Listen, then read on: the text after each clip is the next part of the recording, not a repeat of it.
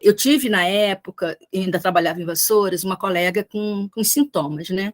E ela falou assim, mas como é que você se livrou disso? Porque eu acho que quem sente o problema está sempre nessa preocupação. Como que se cura? E a gente sabe que não existe uma cura, existe um controle. Durante muito tempo, hoje eu não penso mais nisso, mas pensava, e sei que é verdade, a gente tem um fantasminha, ele fica ali, né, de butuca. Durante muitos anos, eu quis viver também dentro do problema, porque, como diz esse professor amigo meu, eu tinha um controle sobre ele. Então, sair para a vida era desafiador demais. Quando você vive muito tempo dentro de um problema, você já passa a ter controle sobre ele. E, de fato, ter o controle sobre ele foi o que me ajudou a melhorar. Só que você fica escravo, né? Escravo do tempo, escravo do relógio.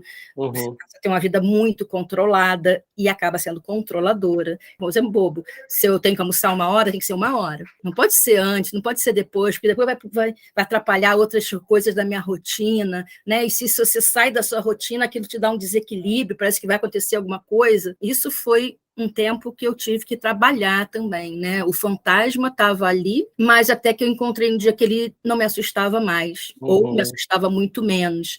Teve uma médica que disse assim para mim, eu dizia para ela, na verdade, eu falei, nossa, parece que eu estou subindo a escada e cai tudo de novo? Como é que é isso, né? Você vai para o fundo do poço? Aí ela disse para mim assim, você pode até descer de novo, mas você está agarrada no corrimão. O corrimão te ajuda a subir. E aí eu me agarrei muito nisso. Salve, salve! Meu nome é Renato Neto, sou fotógrafo, videomaker, tenho vida fora da depressão e tô na envelhecência. Nesse canal eu me proponho a falar sobre fotografia, vídeo, depressão, velhice e outras coisas. Eu vou te pedir apenas 4 coisinhas. Já deixa seu like se gostar do vídeo, se inscreve no canal caso ainda não esteja inscrito, assina minha newsletter para ficar sabendo das novidades e entra para o grupo de WhatsApp que eu criei para juntar um pouquinho mais as pessoas que gostam desse canal. No vídeo de hoje, a professora Cássia Rocha fala um pouquinho de como viveu e convive com a síndrome do pânico e com as crises de ansiedade. Quem é você? Eu sou Cássia Rocha. Com esse nome, com esse sobrenome, tive que aprender a ser uma rocha em muitas situações. Eu tenho 56 anos, sou professora de histologia e embriologia da Universidade Federal Fluminense há 15 anos, trabalhei em 2 faculdades particulares, sou pisciana, e como toda boa pisciana, eu tenho meu lado bem mulherzinha, bem dengozinho, bem sensível, mas essa sensibilidade me ajudou muito na vida a perceber o ser humano como ele é, tanto para o bem quanto até para o mal. Não sei se isso é bom, não sei se isso é ruim, mas eu não me desfaço dessa minha personalidade que a gente constrói ao longo do tempo. Então hoje eu me sinto uma mulher completa, madura e feliz.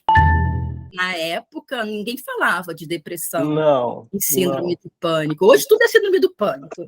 Mas naquela época, isso eu estou falando de 1988, 34 anos atrás, a coisa era complicada, né? Porque além de ser muito jovem, todo mundo olhava para mim com cara de criança, né? Ah, coitada. Ninguém sabia, né? Eu também não sabia o que eu tinha. E era muito complicado. Eu acho que isso tudo começou, né, a ser desencadeado quando eu engravidei, e até pela frustração, né, porque a gente imagina uma gravidez, idealiza, né, coisa maravilhosa e tal, e não foi nada disso. Então, eu passei muito mal, eu tive muita náusea, muita. E aí eu botei na minha cabeça que depois que aquela criança nascesse, tudo ia voltar ao normal. Bobinha. Tudo mudava aí muito, né? Também não sabia nem o que era um puerpério, né, que é uma barra pesada. Então, sim, eu não tive muito apoio. Eu até brinco que o outro homem no lugar do Guto talvez tivesse me dado um pé, né? Porque nem eu sabia, nem ele sabia. E uma mulher louca em casa fica meio doido, né?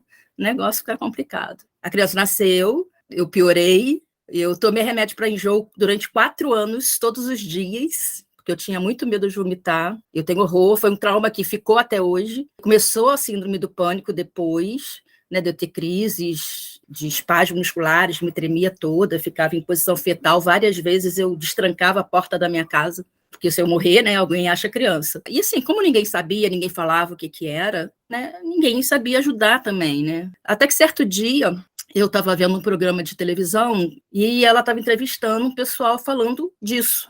Aí eu falei assim, não, né? Acho que é isso aí que eu tenho. Estava me identificando.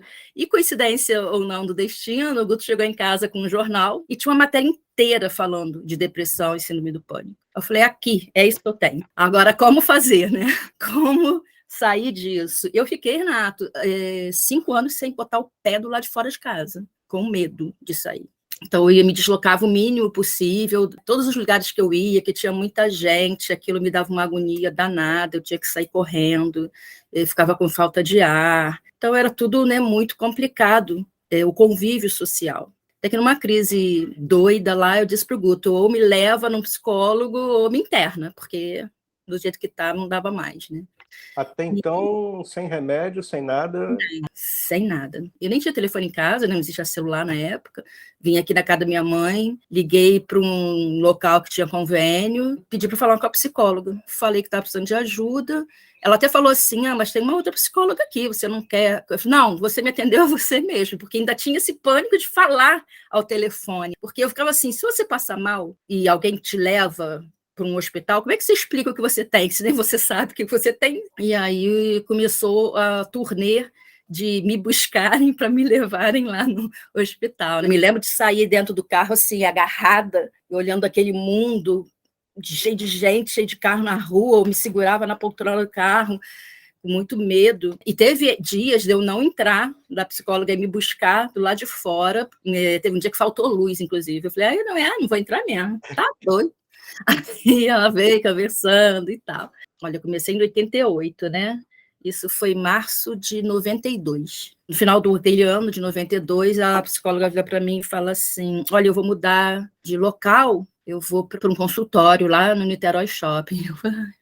Porque você se acostuma, né? Você deve um tempão para chegar no tal lugar, mas vai para outro lugar. E aí, naquele final de ano, eu estava disposta a fazer alguma coisa da vida, porque eu achava que eu tinha que ter uma ocupação. Mas como? Com uma criança pequena. E fazer o quê? Que eu não tinha formação em nada, né? Eu tinha abandonado a faculdade em 93 e fizemos o cursinho. Aí começamos, no meio do ano, tentamos os 2 vestibular para particular, mas a gente não tinha dinheiro, né? Então, assim, Guto, vai, passamos os 2, vai você, que eu ainda vou tentar voltar lá para a Unirio, que eu fazia biomedicina na Unirio, ou vou tentar fazer a UERJ, que é aqui perto de casa. E isso me deu um start melhor, porque eu estava com 28 anos, eu achava que ser professor era um bom caminho. Professora de quê? Hoje eu dou aula de histologia, né, que é na área de saúde, mas eu fiz biologia. Teve uma época que eu trabalhei no comércio. Na verdade, meu primeiro emprego foi na falida Mesbla, mas não durei uma semana. Mas é porque eu estava grávida, passando mal, enjoada, pronto, fui embora. Aí depois que o bebê nasceu, sim, eu trabalhei em algumas outras lojas, no comércio, não fiquei muito tempo, não. E hoje eu digo que é até a sorte. Tive 2 professores meus, ex-professores de cursinho, que me encontraram nesses locais trabalhando. E todos 2 me tiraram de dentro da loja para me dar esporro. Né? O que tu tá fazendo aqui? Não dá. Não, você tem muito potencial, você está perdendo tempo, volta a estudar. E assim, que foi meu apoio naquele momento. Na verdade, foram 3 professores, um já era da faculdade. E eu fui conversar com esse professor da faculdade, ele foi realmente um caminho muito importante na minha vida, me incentivou a estudar, e assim eu voltei, fui para a UERJ, fiz minha graduação. No final da graduação eu fui bater na porta dele, lá da Unirio, para pedir estágio. Mas olha só, não foi fácil assim, não. Eu terminei a graduação em 97. E todo esse tempo, fui em 94, 95, 96, eu sentava na porta. Se eu tivesse alguma crise, eu saía correndo. Ficava ali sentadinha na porta. Tem trabalho em grupo, era um inferno na minha vida, inferno. Né? Então vamos na minha casa, que era um campo concentrado de conhecimento, domínio. Isso. Mas era terrível. A caminha estava perto, né? E aí, no final, então eu falei assim, a psicóloga nunca me induziu a procurar medicamento, né? Mas eu tentei os naturais, homeopatia, florais. E aí eu falei, bom, acho que está na hora de eu ir realmente a um psiquiatra, que o negócio não estava bom. Estava bom, mas não estava bom, né? Estava bom completo. E nesse período do estágio, eu tinha uma amiga que me deu muita força, e a gente ia para o Rio, de barco ou de ônibus, e uma vez dentro do ônibus, direto aqui, né, para o Rio, eu tive uma crise de largar a blusa, né, de pegar a blusa assim na gola. Falei, vou descer, chegar ali naquela rodoviária Novo Rio, o trânsito para, né? Eu falei, vou descer, e ela falando como se eu não estivesse falando nada, né? E assim a gente chegava em algum lugar, porque o pânico era total. E foi aí que eu falei, não, a medicação tem que me ajudar. Só que naquela época, eu fui a psiquiatra, era uma medicação muito diferente do que a gente tem hoje, né? São chamados tricíclicos, que têm um efeito colateral mais pesado, mas não tinha os mais leves como a gente tem hoje. Comecei e parei porque eu ficava dopada em cima da cama, né, babando. Eu falei, não, eu estou terminando a faculdade, estou terminando o período, aliás. Quando chegar nas férias, então, eu faço a medicação. E assim foi. Fiquei uns 15 dias muito drogada, até que superei, e foi a melhor coisa que eu fiz da vida. Porque a medicação, a sensação que eu tenho é essa, que ela me tirou um véu dos olhos. Comecei a ver a vida de uma outra maneira. A cor. Comecei a ver cor no mundo, né? E fiz 1 ano e meio de medicação, ela me deu alta, e de terapia com a psicóloga eu fiquei 12 anos. Tive abstinência da medicação quando tirei, quis voltar por conta própria. Eu falei, não é isso que eu tenho. Eu não sabia também o que eu tinha, mas não era mais a mesma coisa.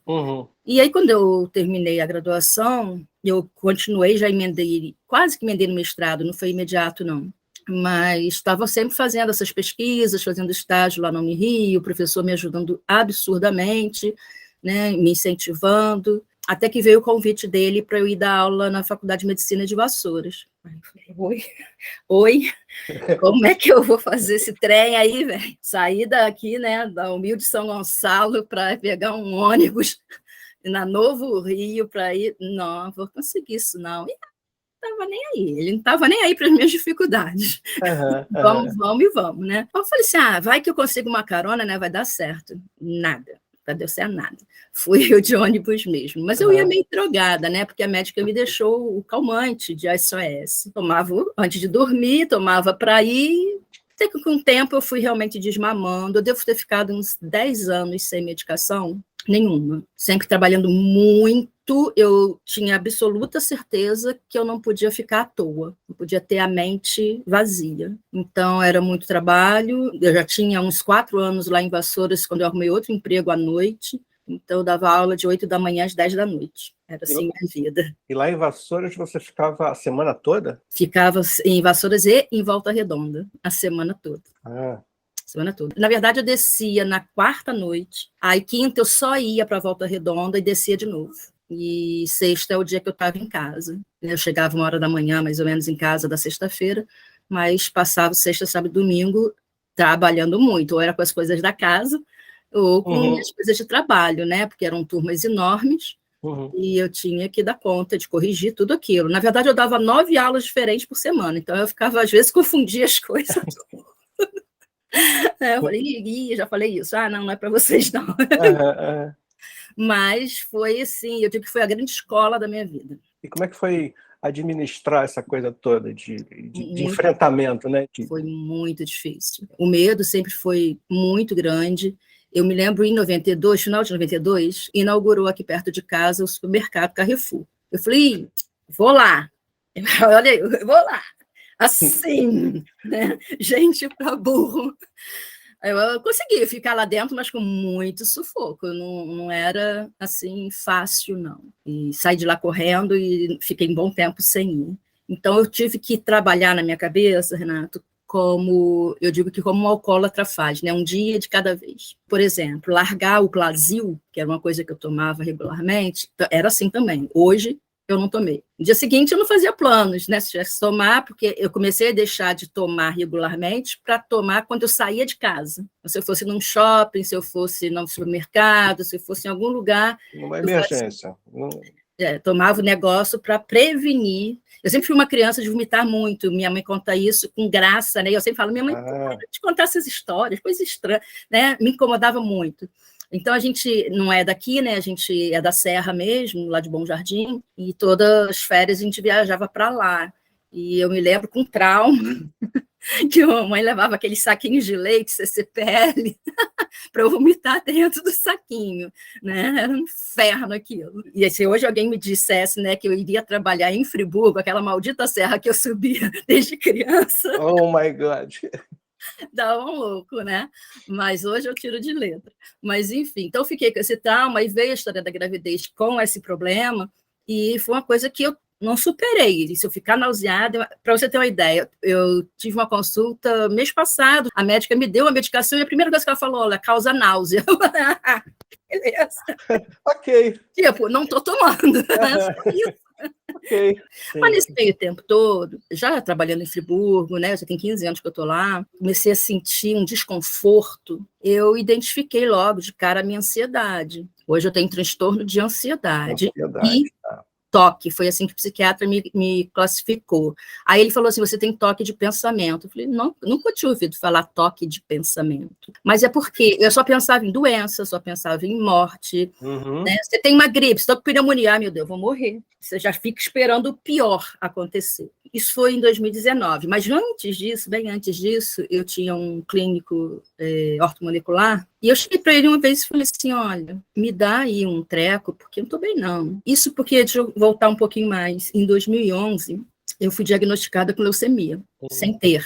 Né, mas, assim, tudo levava a crer, na verdade, porque eu passei mal um dia só, de janeiro, 31 de janeiro, eu já estava desconfiada que eu tinha uma infecção urinária, que se confirmou, mas a médica, quando veio com o meu exame de sangue, ela falou assim, você já não estava doente, não? Não que eu saiba.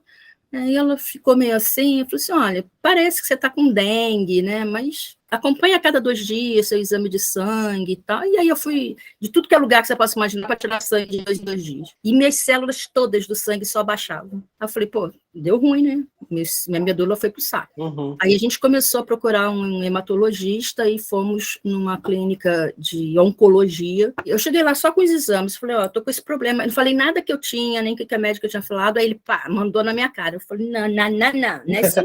Aí ele falou assim, eu falei, ó, eu saí de lá da policlínica com um diagnóstico de dengue. Ele, dengue só se for muito leve. Vai ali do lado, tira sangue, se perguntar se está de jejum, você diz que está. E me passou uma série gigantesca de exames, deu positivo para dengue. Aí ele falou assim, não, você tem que beber muita água, ficar em repouso e volta aqui não sei quando. Aí falou lá para eu voltar. Aí eu fazia um novo exame de sangue e continuava tudo baixo. Aí ele, ó, te falei, a gente vai ter que fazer uma biópsia dessa medula. Ficou falando, e eu arrasada, né, assim, muito arrasada. Eu tinha uma viagem de férias para fazer, e ele falou, não, você pode fazer sua viagem, você está com uma anemia muito séria, mas aí precisa tomar uma injeção de B12. Eu fui viajar, com certeza foi a pior viagem da minha vida, eu fui para Natal, esperando que ele falou, assim que você voltar, você vai fazer outro exame de sangue.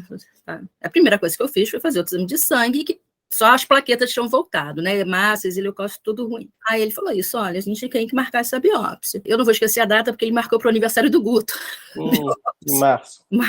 Só que aí veio carnaval, veio tudo, né? E ele tinha mandado eu tirar sangue num laboratório. Na primeira hora do dia, fui lá, fiz a coleta, passou o carnaval, e meu médico, esse clínico ortomolecular, estava em viagem, até que ele voltou, acho que foi dia 18 de março, mais ou menos, que eu fui nele, e ele falou assim, olha, eu não acredito nisso, você sempre foi saudável, vamos fazer um check-up? Eu falei, vamos embora, começando pelo exame de sangue, só que eu não conseguia nem ver resultado de exame de sangue, eu não queria mais ver, e nesse resultado, tudo tinha voltado ao normal. Aí eu falei, nossa, nem acreditei. E para milagre ou não, né, porque eu rezo muito, eu sou católica, né, então tem essas coisas. O vidro de sangue que o laboratório tirou por tal exame específico quebrou. Quebrou.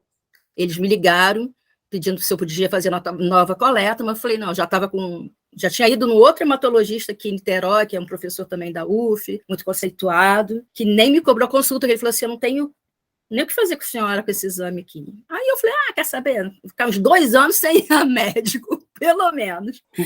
E aí foi quando eu comecei a pedir ao médico para me dar um antidepressivo qualquer. Não que eu estivesse deprimida, mas eu estava mal. Tomava o Ocadil do mesmo jeito, quer dizer, tranquilizante com antidepressivo. Só que é assim, né? Melhorei, joguei o remédio fora, acabou. Ou seja, a gente faz sempre a besteira de melhorar e se descartar da medicação. Até que tem outro mergulho profundo. Aí começa tudo de novo, Tudo de novo. E aí, mas aí eu ia levando, né? Eu falei, vou tomar meu Ocadil, até que em 2013 eu fui operada 2 vezes de cálculo renal. A cirurgia foi muito bem sucedida, mas o trauma do hospital foi grande. E aí foi outra vez, eu falei, vou voltar a tomar remédio. E naquela época eu tinha feito um risco cirúrgico com hoje, que é meu cardiologista, né? E é meu clínico também, mas na época eu disse para ele, acho que você vai ganhar outra paciente. Mas Aí continuei tomando por conta própria o estalopram e o Ocadil. Aí, tô bem, parei. Era assim. Até que em 2018 a gente fez uma viagem internacional, né? E eu descobri que o Ocadil tinha sido banido, não existia mais. O que eu vou fazer? Fui lá para Cancún, tive uma crisezinha lá só, assim, meio estranha, né? Mas eu estava com a família, marido e filho, para mim era o suficiente. Estava segura, né? Segura. E aí me deu um pânico, assim, de querer vir embora. Mas, quando eu voltei, eu tive que arrumar um substituto. Eu falei, não vivo mais sem isso, não, gente, não dá não. E aí o médico vai e substitui pelo alprazolam, que parece uma praxe, né? Porque meus pais também tomavam essa porcaria e também passaram para o alprazolam. No final de 2018, eu comecei a tentar buscar de novo uma terapia e fiquei mais um ano lá com ela. E ela que me indicou o psiquiatra. Eu falei assim, você vai lá. Aí ele fez esse diagnóstico do transtorno de ansiedade e de pensamento compulsivo, né, obsessivo-compulsivo. E eu comecei, então, a fazer uma medicação que eu não tinha feito ainda, junto com o Rivotril. Aí eu não dormia direito, porque quando eu voltei lá de Cancún, eu descobri a menopausa. Então eu já estava no período menopausal, uns incômodos, né? Insônia. Fiquei bem sem dormir um ano, assim, dormindo muito mal, né? Poucas horas de sono, com uma coisa de louco. Aí ele me deu um remédio para dormir, me dei super bem com a paroxetina, tô com ela até hoje, já pedi para sair umas 10 vezes. Aí ele, não, tá na hora. Por favor. Vê se aprende, né? Pois é.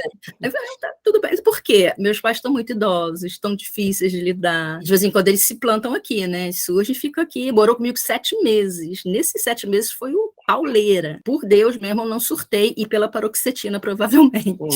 Nessa situação, eles aí, você viajando para dar aula, para trabalhar. Não, a gente estava agora na pandemia, estava de casa. E em março, né, que é nosso aniversário, eu falei, Guto, vou passar uns dias ali Fui ali para Barra da Tijuca. Fui ali, passar uns dias, ali no hotel. Tirei de casa, porque a gente tinha cuidadora, botei uma cuidadora com a mamãe. Depois a gente foi para Saquarema, mesmo esquema. Eu falei assim, não, vamos ali para Saquarema, porque o negócio está ficando ruim. E por último, a gente foi para Friburgo mesmo. Essa aí foi a pior das vezes, porque ele estava muito mal. E aí isso tudo, todos os médicos, né, falaram para mim, não tira o remédio não, filha, fica aí com o seu remédio. Por favor, beleza. Ajuda nós. Ajuda nós, por favor. E aí eu falei, beleza, não reclamo. E até me surpreendi, sabe, Renato, o quanto de efeito benéfico. Então eu tive uma melhora significativa, minha ansiedade, que eu achei que ia detonar com essa história toda dos meus pais, ficou sensacional, né? Eu não tive nenhuma crise, pelo contrário, ainda ajudei quem teve. É desgastante, fisicamente. Sim. É desgastante. E mentalmente também. Ficam com cansaço ali, né? E a gente teve esse período de 2 anos de pandemia, e eu dando aula aqui, direto nesse Google Meet. Muita gente acha bobeira, né? Mas eu li alguns livros de autoajuda antes de ser diagnosticada, antes de tudo, que me ajudaram, sim. Tá? Um deles se chamava Você Pode Curar Sua Vida. E era um livro de cabeceira meu, né? Com exercícios de autoajuda, de frases motivacionais e tudo mais. Mas a gente sabe que isso é uma doença, né? Doença precisa de remédio para ser tratada. Não pode ser tratada só com pensamento positivo.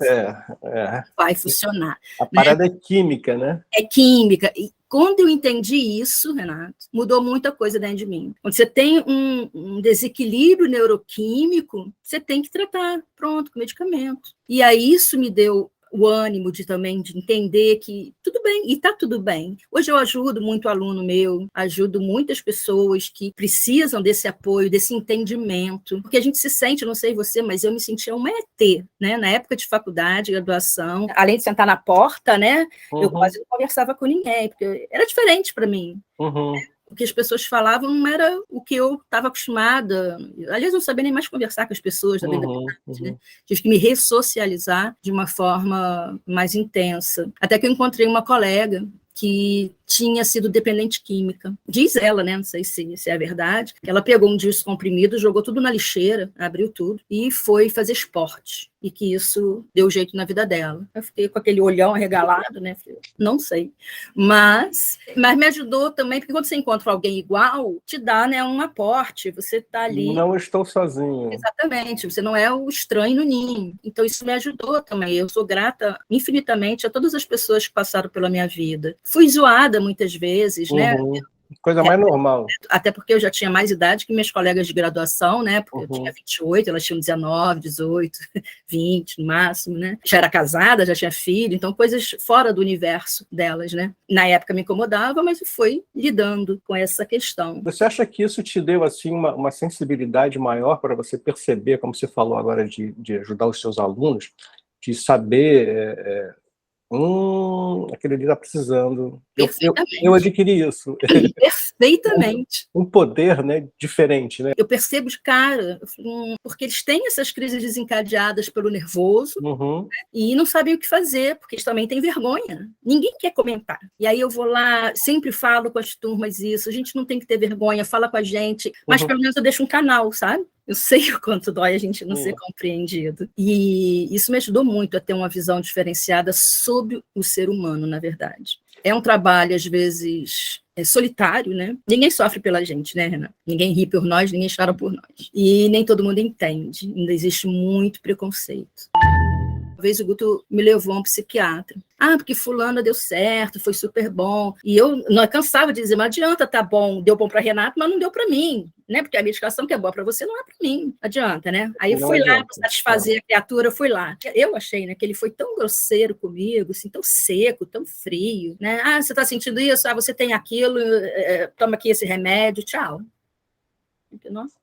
E eu não funciono assim, né? Sim, era uma medicação até usada para quem tem fibromialgia, porque eles tomam muito antidepressivos, né? Pesada mesmo. Eu falei, não é isso que eu quero. Continuei sem ir lá. Mas por quê? A ansiedade vinha, né? Eu tinha muita dificuldade, por exemplo, em trocar de ambiente. Isso aconteceu até na minha troca de trabalho, né? Quando eu fui concursada na UF, fui para a UF, estava aquela... Como é que vai ser agora? Que eu não domino esse ambiente. Então, tem uma necessidade da gente dominar, da gente ter o controle. Isso existe até hoje. O novo assusta, né? Porque você não sabe como que a gente, né, como você vai se comportar dentro daquele novo. O que aquele novo vai te trazer que pode startar uma crise. Você está com o Guto há quanto tempo? De casado, 35. Você acha que o convívio ajuda a fazer com que uma situação dessa melhore? Nem sempre, nem sempre. No meu caso, nem sempre. Porque quando você está com uma pessoa que já conhece essa situação, pode ser que sim, que ela te dê todo o apoio. Eu não tive o apoio. Meu apoio veio tardiamente. Meu apoio veio depois de eu dizer, me interna, porque eu tenho um filho pequeno e um marido que também está sofrendo. E aí ele deu um passo para trás. Tipo assim, vou te dar um voto de confiança.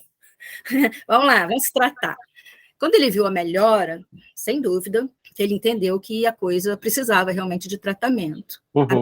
Medicamentosa. Medicamentosa, exato. A melhora terapêutica ela é muito lenta, ou pelo menos ela não tem a resposta que a gente gostaria. Tanto que ele falou assim, você vai continuar com terapia, jogar dinheiro fora, quem sabe sou eu.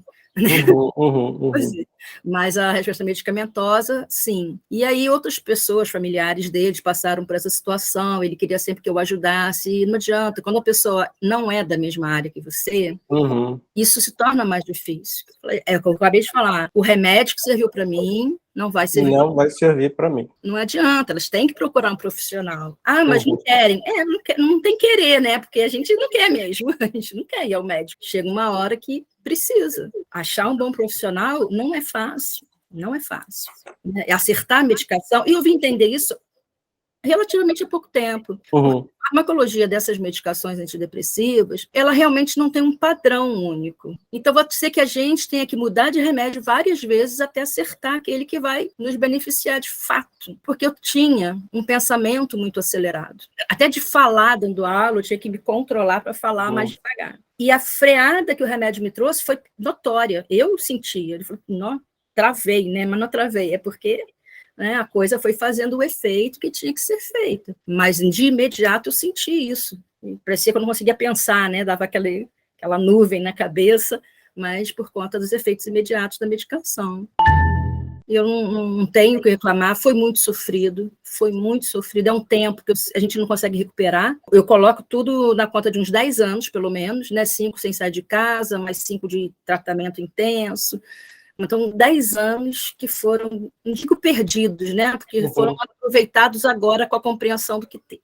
Exato. Enquanto a gente está passando, e a gente não sabe o que está acontecendo e tal, a cabeça vai para outros cantos, né? E aí depois, agora também, né? Cara, foi essencial, não tinha como ser diferente. Você está se tratando há quanto tempo? Desde 2011. 2010 para 2011 foi quando eu senti a parada chegar. Agora, em 2019 para 20, é que eu vi que alguma coisa estava melhorando. E passou, não tem como dizer se foi bom, se foi ruim. É um período de sofrimento, porque aqueles que convivem com a gente também sofrem. Sim. Né? E a pessoa fica ali sem entender, achando que você não tem boa vontade, que você não quer sair do processo, você não se esforça o suficiente. Sim. Muita gente acha isso. E aí a culpa só vai aumentando, né? E a gente cria, né, mecanismos muito sofridos na nossa cabeça também, invariavelmente, né? Não é uma coisa que a gente faça deliberadamente. E quando a gente melhora, vou te dizer, é bom pra caramba, né? É um upgrade danado. O que você gostaria de dizer para as pessoas que estão assistindo esse vídeo? Não desistam de buscar a cura, não desistam. Insistam, persistam e contem com que esses canais de exemplos, né, de testemunhos, porque não é possível só para uma ou duas ou três pessoas, é possível para todo mundo, mas a gente realmente precisa buscar incessantemente sair daquele processo. A gente não nasceu assim, a gente não cresceu assim, ou mesmo aqueles que cresceram, né, dentro de um ambiente muito ruim, podem buscar ajuda e conseguir sair desse processo. Agora, um bom psiquiatra e uma boa psicóloga são fundamentais para poder ajudar. Sozinho, não vai dar. Sozinho, a gente não consegue. Por mais boa vontade que a gente tenha. É um distúrbio, é um desequilíbrio neuronal, né, na verdade, neuroquímico, porque a gente tem, né, substâncias dentro do nosso cérebro, que são os neurotransmissores, que estão em desequilíbrio. Então, hoje, inclusive, as medicações são a base da inibição da recaptação da serotonina, que é o principal, né, neurotransmissor responsável por essa sensação de bem-estar. Só a alimentação com precursores da serotonina, que é o caso do triptofano, que tem na banana, tem no chocolate, só isso não vai resolver. A gente precisa realmente de uma dose, né, farmacológica. E se não der certo com uma medicação, porque tem muita gente assim, né, Renato? Não dei certo, não, troca, tem que trocar. Tem que falar para o médico, essa aqui não está dando certo. Todos eles levam, no mínimo, 14, 15 dias para começar a ter um efeito benéfico. E o tempo só é que vai mostrar para a gente como a gente vai deixando para trás aquele lado sombrio, né, o arrastando corrente que eu falo, porque a gente arrasta uma corrente. E depois eu vou editar também, e aí te passo para você ver o que tá bom, o que não tá bom. Se você fizer, tá bom. Eu tenho vergonha nenhuma, meu filho. Depois de 56 anos, eu falo... A gente perde um pouco da censura, a verdade é essa, né?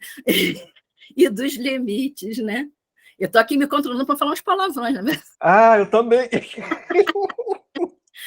Pô...